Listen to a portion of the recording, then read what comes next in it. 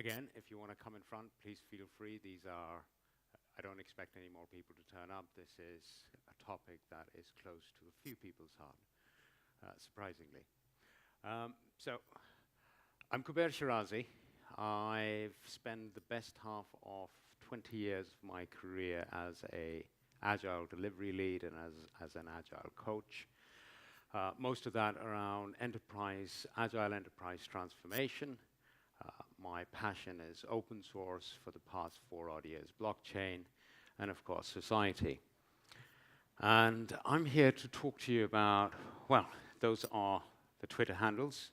Bring PTP is the Peace Through Prosperity Twitter handle, so feel free to follow that.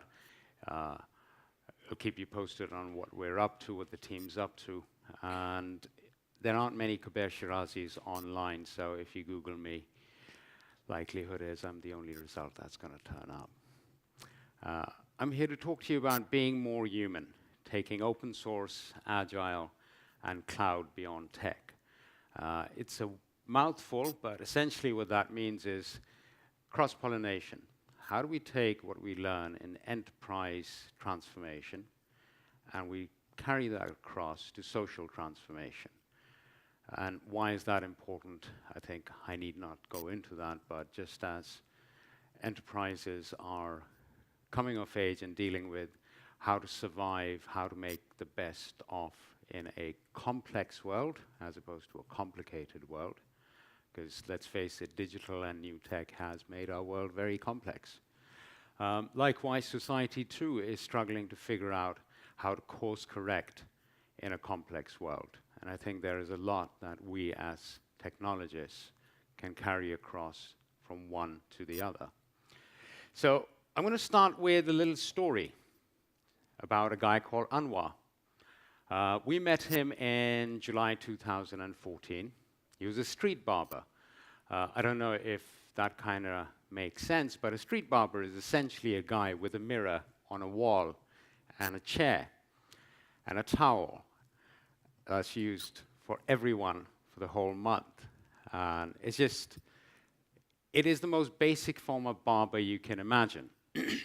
As you can imagine, Anwar wasn't very keen for us to take a picture of his street shop, if I can call it that. It's quite literally a mirror hung on the wall of someone else's shop. Those of you who've traveled to the third world might have seen such an image around. So we met Anwar in 2014. He was a sole trader. He'd been a barber for about 8 odd years, and he'd been plying his trade, sitting outside someone else's shop with that one broken chair and with one mirror. He had 2 children who were not in education because he didn't want to send them to state schools, because state schools really don't provide education in that part of the world. He didn't want to send them to religious schools because that wasn't the way he leaned. And he was financially dependent on others. And of course, as you can imagine, others doesn't mean banks. Others means loan sharks and relatives and friends who obviously do lend you money, but then leverage it for things that they want. So he started working with Anwar. He was taking home, give or take, €3 a day when we first working with him.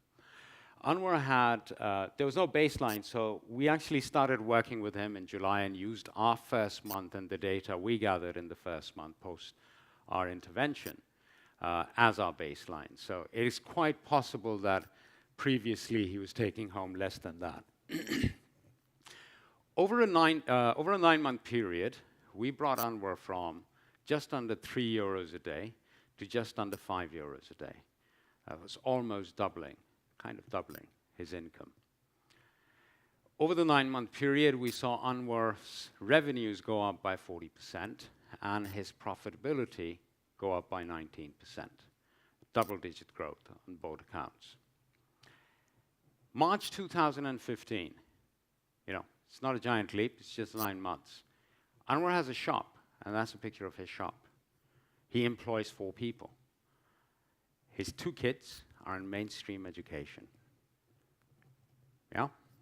He's financially independent. He's paid his loans off. And he's got a bank account, so he's financially included. 9 months. Anwar's not alone. 683 individuals that we worked with over the past 5 odd years. On an average, 35% growth in revenue and 72% growth in profitability. It's life-changing for them. You just imagine if that was your business, 72% growth in profitability, you'd have VCs beating down your door. Yeah? So, let me now take you through the journey of Peace Through Prosperity. How did we go from nothing to this point?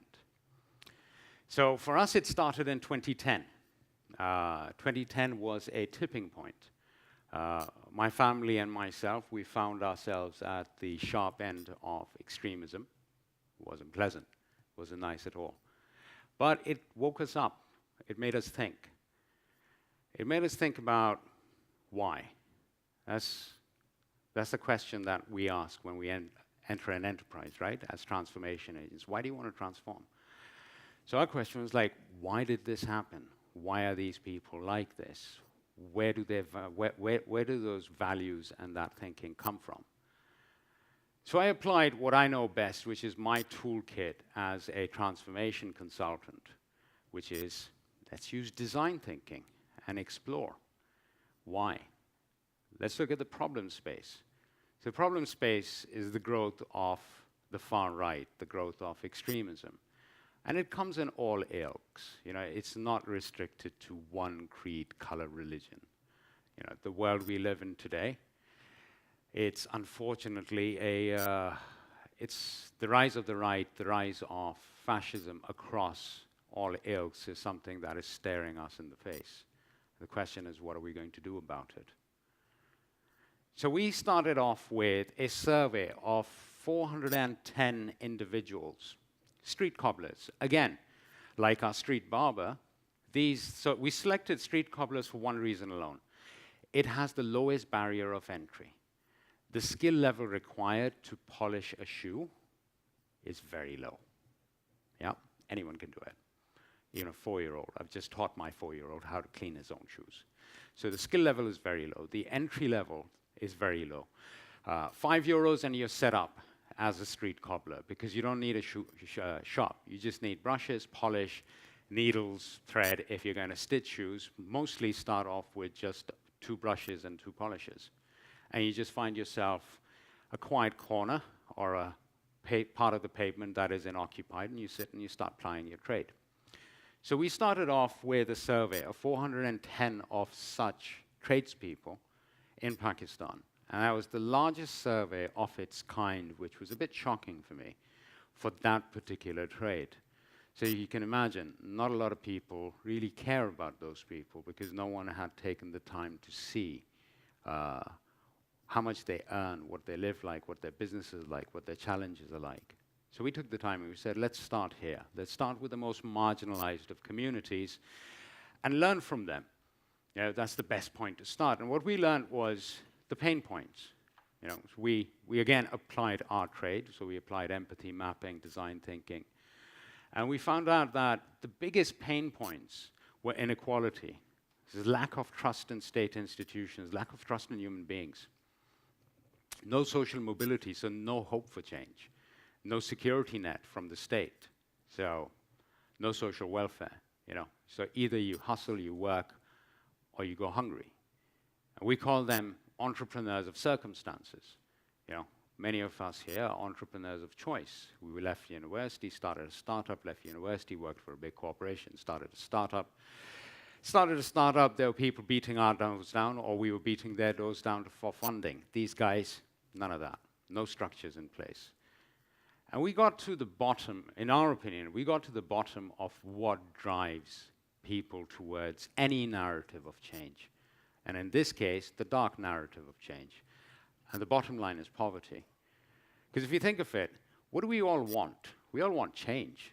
We want progress. You know, be it me in Kent in England, or be it Anwar in Karachi, or be it anyone in Darmstadt, or Africa for that matter.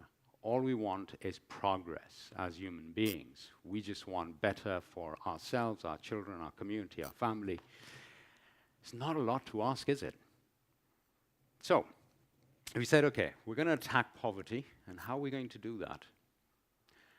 The first thing we did was we looked at existing institutions that were trying to do that job, that are trying to do that job, which are state institutions, large, very large, multinational NGOs. And we started studying their programs. And what we found was, yeah, they are working towards that change. You know, what we're trying to do is nothing new. But something's not working. Why isn't it working? And we found out that the centralized model wasn't working. So it was a pyramid system, but it was inverted. The funding would mostly stay on top, and instead of it trickling down to the mass, it would trickle down to the mass. You know what I'm saying? So most of the funding would go towards the infrastructure cost of having team and execs to look at how to resolve the issues of poverty and alleviate poverty. And someone came up with a really good term and said most of these organizations are interested in alleviating their own poverty, you know, as opposed to those of the masses. So we said, okay, the centralized model isn't working, so what would work? Let's decentralize it. And obviously, the moment we think decentralization, we think open source, because, hey, that's how we scale. So if that isn't working, how do we apply open source to it? Then we had to jump and think, okay, what do you open source? So you need some kind of a product or a platform to open source. We went to the drawing board and we said, okay, these folks, they work very hard. There is clearly some demand for their services because they're everywhere. You know, these entrepreneurs of circumstances are street barbers, you know, they're folks selling IKEA catalogs on red lights. So I questioned one. I was like, dude, you know, these IKEA catalogs, who buys them? I don't. And he goes, people don't buy catalog, people buy hope. That was quite profound for me, that someone would buy a catalog, not because they can buy the IKEA furniture, because there are no IKEA stores there, but they'd buy them to buy the hope of maybe getting to that furniture, you know, mostly in their dream. So we said, okay, how about we take these micro-entrepreneurs and we teach them basic skills, how to run a business, because these guys are working very hard, but they don't know how to actually run a business, how to grow a business. They are working on a day-to-day basis. So we came up with the idea of a mini MBA, which kind of comes from my own days as an entrepreneur looking at, I had the need to do an MBA, I didn't have the time to do an MBA. I needed that information now, not in a year's time. And I went to Cranfield and did something very customized, which was like a MBA, mini MBA for owner managers. So I took the same inspiration, distilled it down, and said, let's apply it and see what happened. So what we did was we said, okay, 5 days, you know, 4 to 5 days, 2 hours each day, and we'll pay you to attend. So we'll compensate you for your time.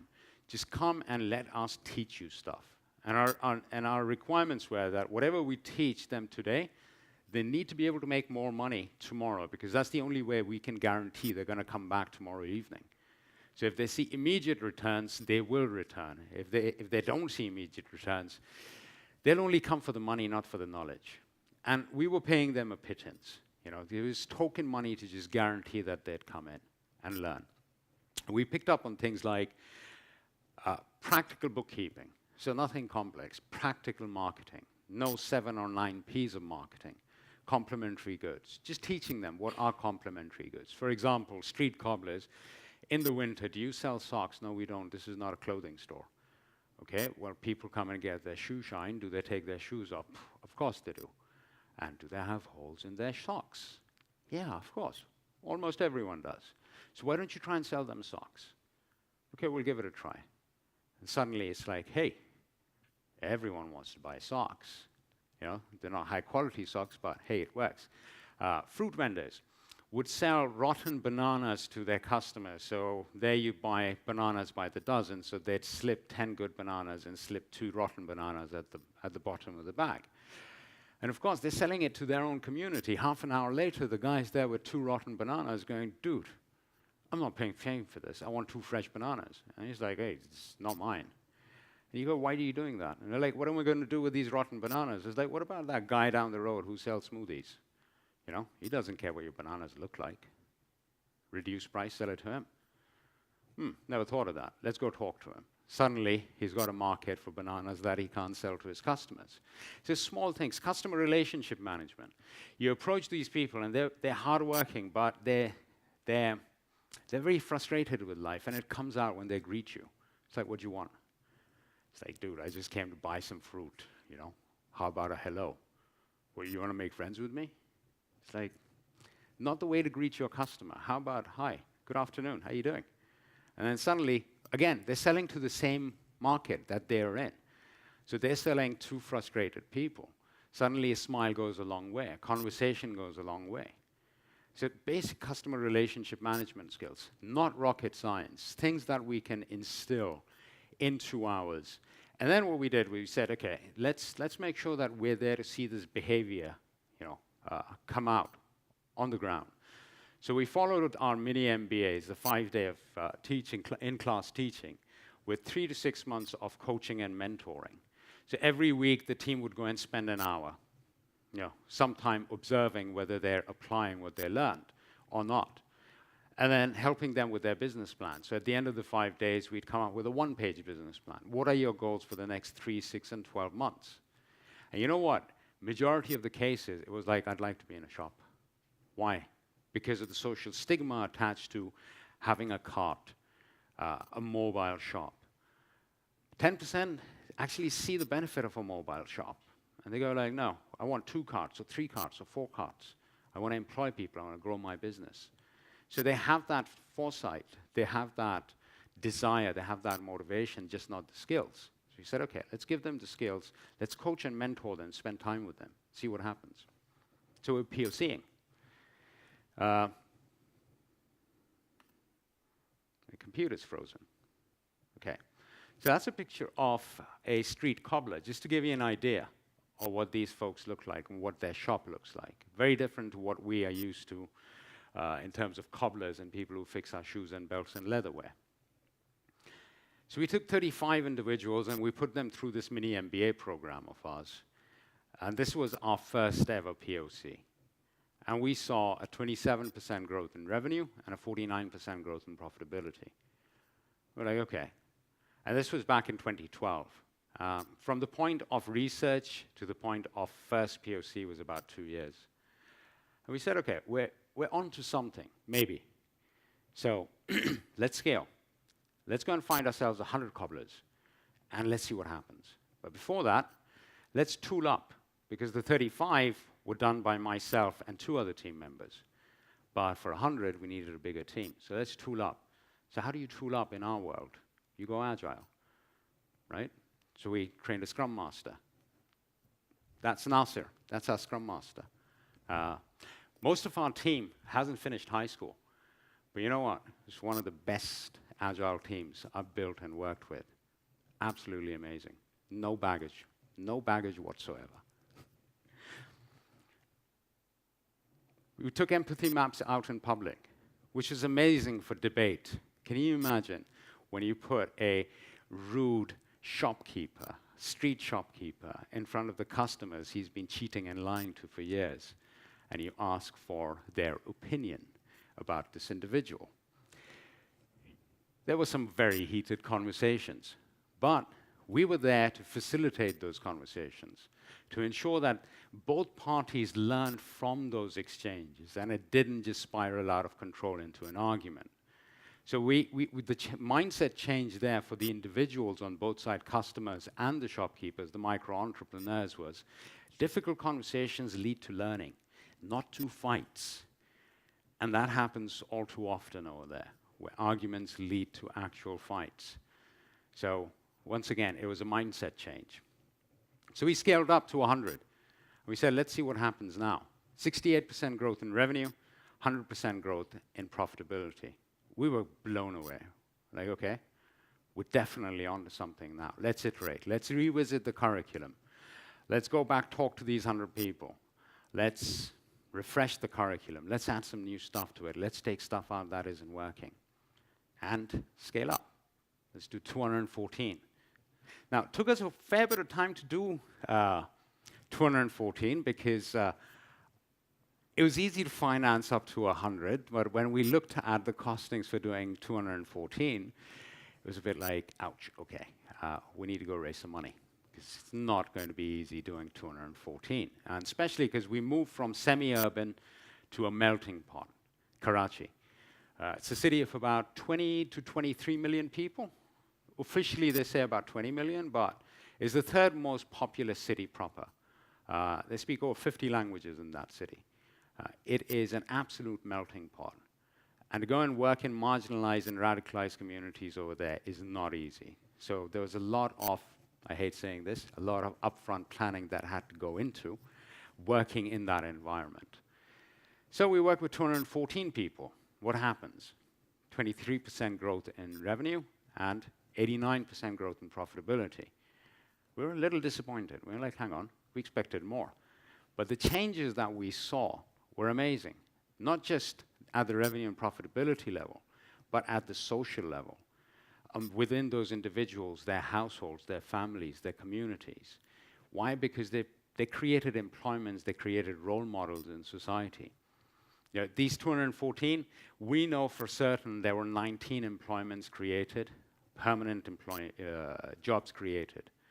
But we couldn't put a number to it, but we knew that the unofficial seasonal work that was being generated by these 214 micro-entrepreneurs was anywhere from 30 to 60.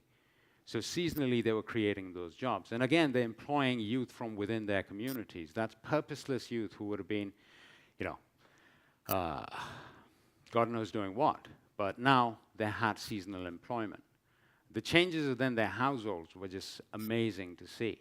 The kids were going to school. Previously, they'd either take them to their own shop or they'd send them to a religious school. Now they were going to a mainstream school. Why? Because the parents can afford it. The atmosphere within their families was a lot better, simply because now they could provide better for their families. So tensions within the household, within the couples, gone down significantly. We said, let's scale up again. Let's see what happens. Let's iterate. Let's refresh our curriculum based on everything we've learned, and let's do more. So we said 304 is what we can afford. Okay, let's do that and see what happens. 10% growth in revenue, 108% growth in profitability. We're mind blown. Again, the changes within the family, the changes within the communities, the fact that previously we would have to go and literally beg people to come to our classes. Now there were people banging our doors down going, do whatever you did for Anwar for me because I'm a street barber too. You know, I want to be there as well. And suddenly we were in a place where we didn't have to induce them with, you know, some money to come and attend. Suddenly they were seeing the value of education just by seeing what happens to their peers in the market when they go through the program. And the beauty of it was that others who hadn't been to our program were learning by osmosis. So for instance, fruit sellers, vegetable sellers who work with us that we train would have a dustbin to throw all their rubbish in, and they wouldn't literally just throw it next to their cart. So we saw others were getting dustbins off their own backs and putting them there. Our cobblers and barbers started wearing aprons. And those who were working near our cobblers and barbers started wearing aprons. Our guys and women, our men and women micro-entrepreneurs were keeping books. The others were trying to keep books. They didn't know how, but they were trying. And now they were coming to us and saying, hey, me too. So just to give you a breakdown, so the 304 we did, which was our largest program to date, we went from €3.60 per day to €7.14 per day. That's 108% growth in profitability that you take home. Imagine yourselves taking home 108% more every month. Yeah, that'd be life-changing. For these folks, that has been life-changing. Then what we did was we said, okay, our programs or our products are in a place where we can open source them. So going back to our decentralized model, we're like, okay, this now works. We had a hypothesis, we've proved it through multiple iterations. There's no way it's not going to work. It works. It works in a rural setting, it works in a semi-urban setting, and it works in an urban setting. We've tried it in 3 environments. Now it's time to push it out to the world and see what happens. So we open source it. The other thing we did soon after was we started taking on female micro-entrepreneurs. And it took us that long because it took us that many years to convince their husbands, their sons, their fathers to allow us to work with their women. Very conservative societies. Initially, it was no way, not going to happen. Why do you want to work with my wife? It's like, dude, I want to help. Nope, not happening. But over the course of many years, we built those relationships where we could say that, hey, isn't your daughter a tailor? Yeah, she stitches clothes from the house. Could we work with her, teach her what we taught you? Yeah, sure. The conversations became a lot easier. So we took on 30 female entrepreneurs and we said, okay, let's POC. Let's see how this goes, because we haven't worked with women before. And we can't provide them the same level of coaching and mentoring because though we're allowed to teach them, we're not allowed to spend an hour a week with them. It'd be inappropriate. And we saw 47% growth in revenue and 18% growth in profitability. And you know what? Ladies are better at it, even without the mentoring and the coaching. Right now, where we are, as we speak this week, we've got 50 women micro-entrepreneurs going through our programs right now. For us, this was a moonshot. We looked at a problem, which was the growth of radicalization, the growth of extremism around us.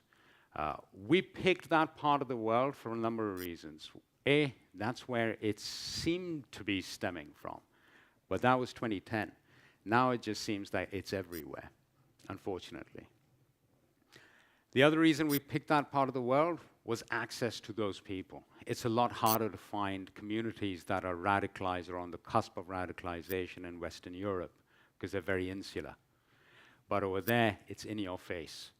How we selected neighborhoods where we were in, we spoke to the police and we said, hey, where would you suggest we go and do this work? And they said, don't go there. And we said, okay, that's where we're going to go. What did we do? What did we achieve? So we took a moonshot. What did we achieve? Double-digit growth in revenue and profitability.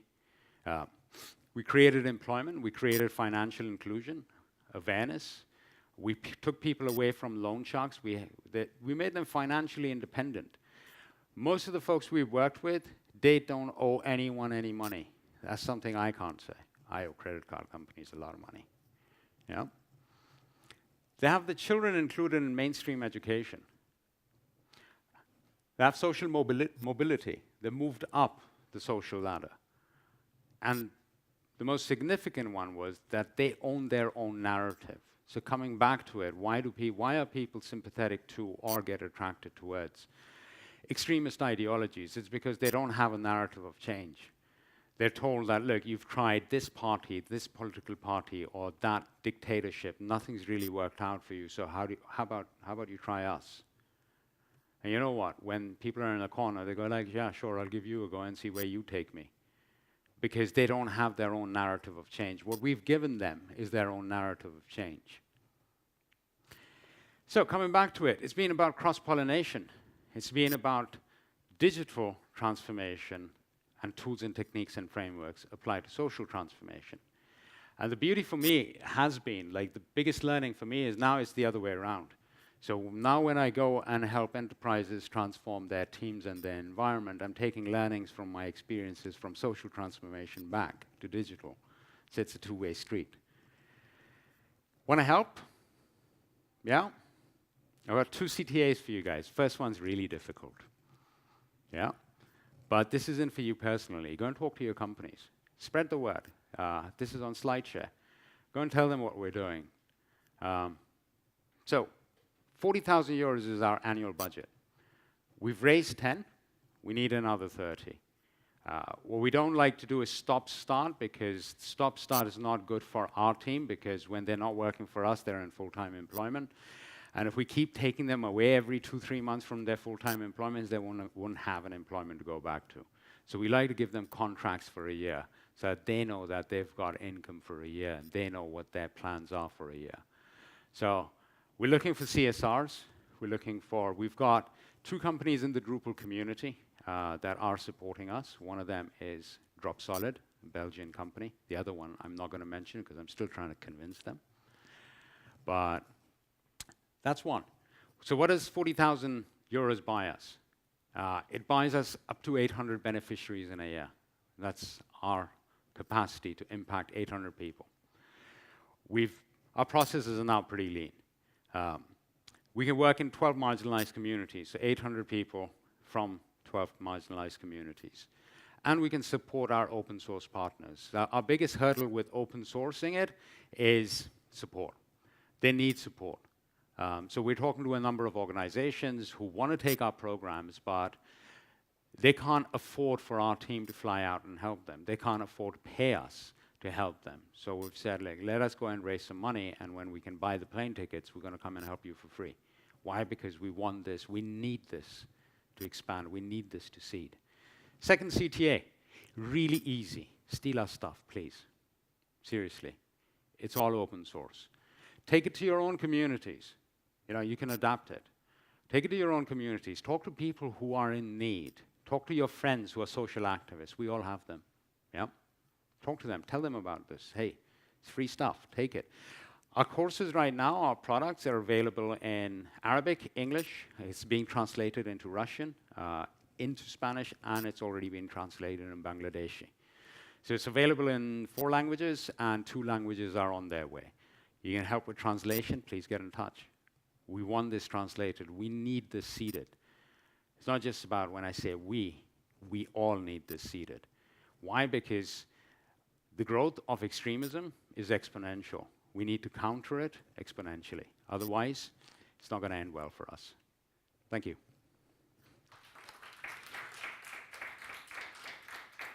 Questions, please. I was seeing that with almost every try you have higher profit changes than revenue changes. Yeah. Do you have any theory why they do? It's waste. Most of their profit goes into waste. And okay, let me give you an example. So, fruit seller on a street in Karachi, yeah, he's cash rich. His friends who are unemployed are not cash rich, so they go and leech off him. So they come to my stand, and they'd be like, "Kuber, can you buy me some tea? I haven't had tea all day." And you know what? They are empathetic and human enough to say, you know what? I'm going to have to borrow money to get my friend tea, but I will get him tea. Someone's going to come to me and go, dude, I don't have money to feed my family today. Can you give me some vegetables, please? And you know what? He's going to make a loss, but he is going to give the vegetables. So that's the waste we started cutting down. Things like tea, cigarettes, drugs. So you want to feed your family, or do you want to have a joint? I want to feed my family. Well, you best stop smoking joints, mate. Okay. So that's how we with each iteration, we discovered new areas of waste, and we helped them cut down on that waste. Any more questions? Come on, guys. Ladies? No?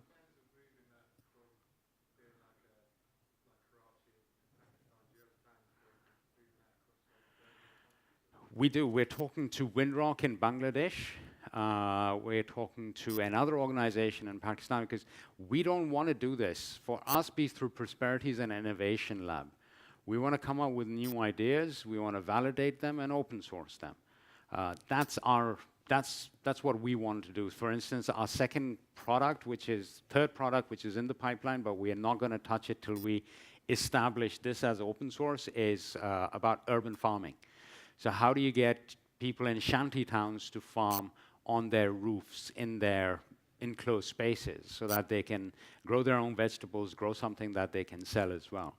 So yeah, that's where steal my stuff comes from. You know, just take it away. And if you know of organizations in any part of the world that are going to benefit from this, please put us in touch. Please.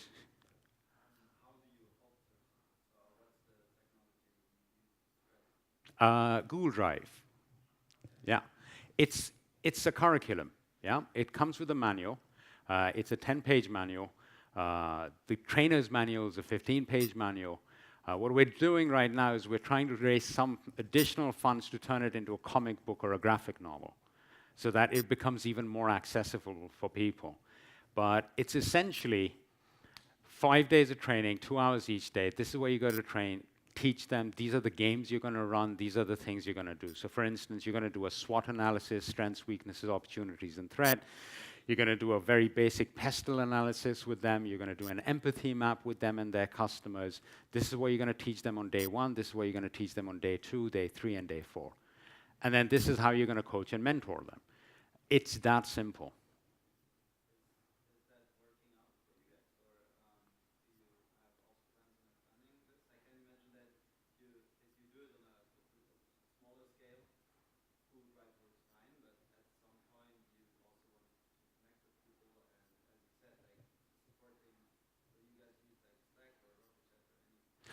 So we've got a Slack channel for our partner organizations, and that right now is just one organization.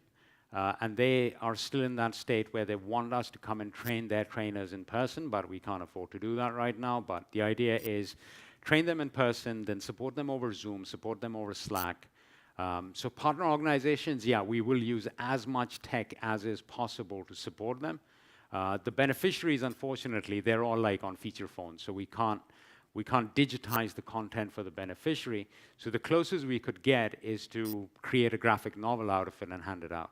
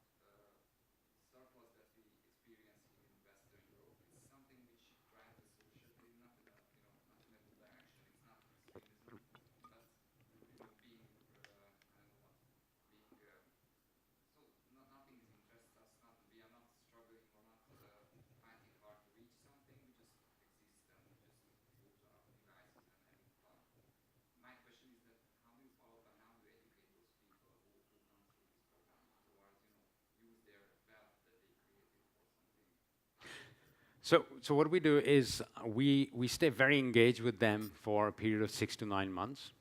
After that period, we visit them annually, and we ask them these questions, like, because during our course, we've taught them about financial inclusion. We've taught them that, look, don't keep the money in a pot or a box under your bed. Put it in a bank. It's going to pay you interest. That part of the world pays a lot of interest. If you have money in the bank when you need growth financing, it's going to become easier for you to go and raise more money. You might have 10,000 rupees in the bank. You might need 20,000. So the way the bank's going to look at it is actually you just need 10,000. So it's going to be easier for you. So we teach them about savings and investment. And then we pay a visit to them every year just to see how they're doing, whether they're progressing. And that's how we've learned a lot about things like one guy's gone from 1 cart to 3 carts, or guy's gone from the street to a shop, or the guy's got a bigger shop. So we see that progress. Yep. Yep. Yep.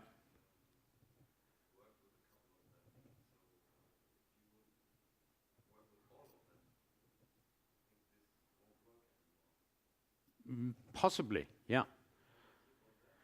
No, we haven't scaled to that level. The biggest group we've done is 304 across 12 different communities in that city.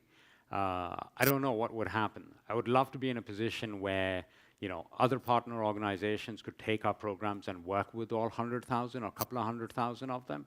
But then I'd like to think that market forces will eventually rule, right? The good barbers, strong barbers will survive. The others will have to find another trade for themselves.